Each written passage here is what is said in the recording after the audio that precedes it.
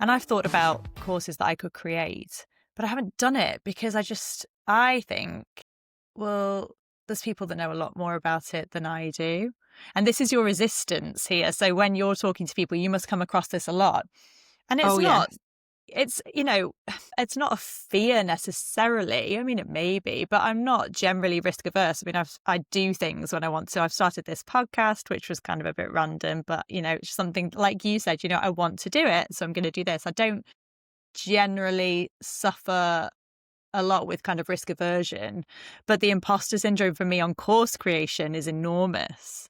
And did you feel any of that? Or did you think, no, I know stuff and I can help people, even if they're just a couple of steps behind me, I can help them? So yes to both those things. Firstly, I was like, I have achieved this result for myself, so I know the steps to teach somebody. But I also felt a lot of imposter syndrome. So interesting, Victoria.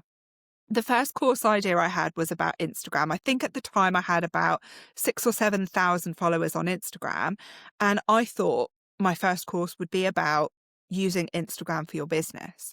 And when I asked my audience, overwhelmingly, they said, we want a course about your group shots. And the reason that I went for that is, firstly, that's what the audience were wanting, but also I couldn't find another course about group shots out there. And the reason that I ended up putting that together as my first course is I thought, if there are other courses out there about this topic, why would somebody buy my course? Why would they buy my course if there are all these other courses out there from people who maybe have, 8,000 followers or 10,000 followers or whatever it is?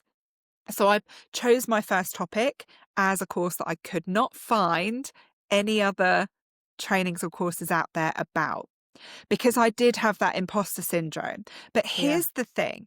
This is what most people don't realize. It's not, when you're putting a course together, it's not about you. It's not about you. It's about the people that you can help. And in not putting your course together with your stories and your experience and your knowledge and everything that you've gone through to get that result, and in not putting it together in the way that only you can teach it, you're doing people a disservice by not offering that course. Yeah, it's a very powerful mindset shift. And I think I've heard you say that on your podcast. Yes, I have a whole episode about the mindset shifts for creating a profitable, successful course. And I do talk about it in that episode. And do you think that mindset is the biggest problem, is the biggest barrier or hurdle to leap over when people are thinking about this? Because we'll come onto it. I would like to hear, to what extent do you feel like incorporating courses into your business has changed the game for you? But so many people have these ideas in their head, perhaps, of a course they might like to create.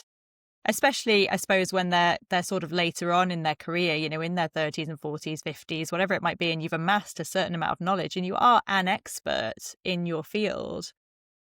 But that mindset, there are so many gremlins ready to sort of creep into our heads and be like, who the hell are you? Who do you think you are making a course? And I don't know what it is specifically about teaching. And do you think that is, I mean, you now sell courses to help people create courses, as you mentioned, that is one of the most powerful areas of resistance that you have to kind of talk people through when you take them on that transformational process? Yeah. So you mentioned there, do I think that mindset is the thing that holds people back with creating courses? I think that mindset is the thing that holds people back with doing anything in life. Yeah, you're probably right.